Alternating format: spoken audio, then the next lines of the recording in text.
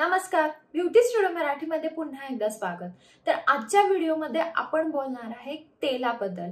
तर केसांना आपण जर तेलाने चांगला मसाज केला तर हेअर क्वालिटी इंप्रूव्ह होते, टेक्स्चर इंप्रूव्ह होतो, हेअर ग्रोथ होते, हेअर फॉल थांबतो आणि केसांचे भरपूर सारे प्रॉब्लेम सॉल्व्ह होतात। पण तुम्ही तुमच्या केसांना योग्य तेल वापरलं पाहिजे। जर तुम्हाला डॅन्ड्रफ असेल तर डॅन्ड्रफसाठी कोणतं तेल वापरायचं, जर तुम्हाला हेअर फॉल असेल तर हेअर फॉलसाठी कोणतं तेल वापरायचं, जर तुम्हाला हेअर ग्रोथ हवी असेल तर हेअर ग्रोथसाठी कोणतं, जर तुम्हाला केसांचे अजून काही प्रॉब्लेम ड्राय फ्रिझी केस असतील तर त्याच्यासाठी कोणतं तेल वापरलं पाहिजे, हे मी तुम्हाला आजच्या व्हिडिओमध्ये सांगणार आहे। जर तुम्ही तुमच्या प्रॉब्लेम्सवर योग्य तेल वापरलं तर तुम्हाला फास्ट रिझल्ट्स मिळणार आहेत। तर हे तेल कोणते आहेत आणि ते कसे वापरले पाहिजेत वेगवेगळ्या प्रॉब्लेमसाठी ते मी तुम्हाला आजच्या व्हिडिओमध्ये सांगणार आहे। चला तर मग हा तेलाचा व्हिडिओ आपण लगेचच चालू करूया। सगळ्यात पहिला आहे खोबरेलचं तेल। तर आपण सगळेजण खोबरेलचं तेल वापरतो, पण जर तुम्ही एक्स्ट्रा व्हर्जिन खोबरेलचं तेल म्हणजे कच्च्या घाणीचं तेल, कोल्ड प्रेस तेल, तुम्ही काही म्हणा, हे जर वापरलं तर त्यामध्ये न्यूट्रिएंट्स तसेच असतात आणि हे जर तुम्ही एक्स्ट्रा व्हर्जिन खोबरेलचं तेल वापरलं तर तुमच्या केसांना त्याचा ज्यादा फायदा मिळतो। आता खोबरेलचं तेल आपण कशासाठी वापरू शकतो, जर तुम्हाला तुमचं डोकं गार करायचं असेल, थोडंसं कूलिंग इफेक्ट द्यायचा असेल, कंडिशनिंगसाठी तुम्ही खोबरेलचं तेल वापरू शकता। जर तुमचा स्कॅल्प खूप जास्त ड्राय असेल, खूप जास्त ड्राय वाटत असेल तर ह्याच्यासाठी तुम्ही खोबरेलचं तेल वापरू शकता। दुसरं आहे तिळाचं तेल। तर तिळाचं तेल ज्यादातर आपण बॉडी मसाजसाठीच वापरतो, पण जर तुमचे केस हीट डॅमेजने खराब झाले असेल किंवा तुम्ही कोणती केसांवर केमिकल ट्रीटमेंट केली आहे आणि त्याच्यामुळे खूप जास्त ड्राय रफ केस झालेत, फ्रिझी केस झालेत, तर ह्याच्यासाठी तुम्ही तिळाचं तेल वापरू शकता। तिळाचं तेल तुमच्या केसांना रिपेअर करेल आणि परत बॅक टू नॉर्मल पण आणेल। जर तुम्हाला थोडासा डॅन्ड्रफ असेल तरी देखील तुम्ही तिळाचं तेल वापरू शकता आणि जर तुम्ही तिळाचं तेल वापरलं तर तुमचे केस ना उन्हापासून देखील प्रिव्हेंट होतात। म्हणजे जर तुम्ही खूप जास्त उन्हात राहत असाल तरी देखील तुम्ही तिळाचं तेल जर वापरलं तर तुमच्या केसांना एवढा जास्त डॅमेज होणार नाही। त्यामुळे तिळाचं तेल तुम्ही आठवड्यातून 2 वेळा वापरू शकता। तिसरं आहे नीमचं तेल म्हणजे कडुलिंबचं तेल।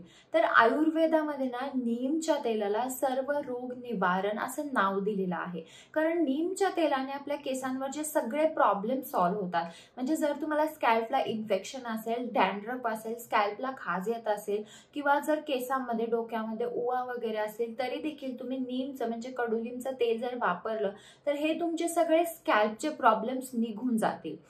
पण तुम्ही हे नीमचं तेल म्हणजे कडुलिंबचं तेल कसं वापरलं पाहिजे, तुम्हाला डायरेक्टली वापरायचं नाहीये, तुम्ही खोबरेलच्या तेलामध्ये मिक्स करून हे नीमचं तेल वापरू शकता। तुम्ही आठवड्यातून जर हे 2 वेळा वापरलं तर तुमच्या केसांचे स्कॅल्पचे जे काही फंगल इन्फेक्शन्स वगैरे आहेत ते सगळे निघून जातील, कारण हे तेल खूप बेस्ट आहे इन्फेक्शन्स आणि ह्या प्रॉब्लेमसाठी। चौथा आहे भृंगराजचं तेल। जर तुमचा हेअर फॉल होत असेल आणि तुम्ही हेअर ग्रोथसाठी जर तेल शोधत असाल तर भृंगराज तेल हे बेस्ट आहे। जर तुम्ही इंदुलेखा वगैरे वापरली असेल तर त्यात तुम्ही बघा की त्यामध्ये सगळ्यात पहिला आहे ते म्हणजे भृंगराज। तर भृंगराज आपल्या केस वाढीसाठी खूप बेस्ट आहे।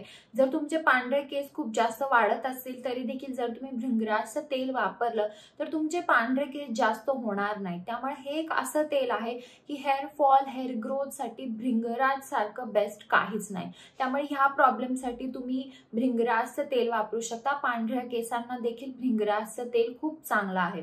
पण एक गोष्ट लक्षात ठेवा की भृंगराजचं तेल कधीही गरम करून वापरू नका, ते तुम्हाला गारच वापरायचं आहे। आठवड्यातून तुम्ही 2 वेळा भृंगराजचं तेल डायरेक्टली वापरू शकता। लास्ट आहे बदामचं तेल। जर तुमचे केस खूप जास्त कोरडे असतील, ड्राय फ्रिझी असतील, स्प्लिट एंड्स असतील, फाटे फुटत असतील केसांना, तर तुम्ही अशा केसमध्ये बदामचं तेल वापरा। बदामचं तेल तुमच्या ह्या सगळ्या प्रॉब्लेमवर खूप बेस्ट आहे।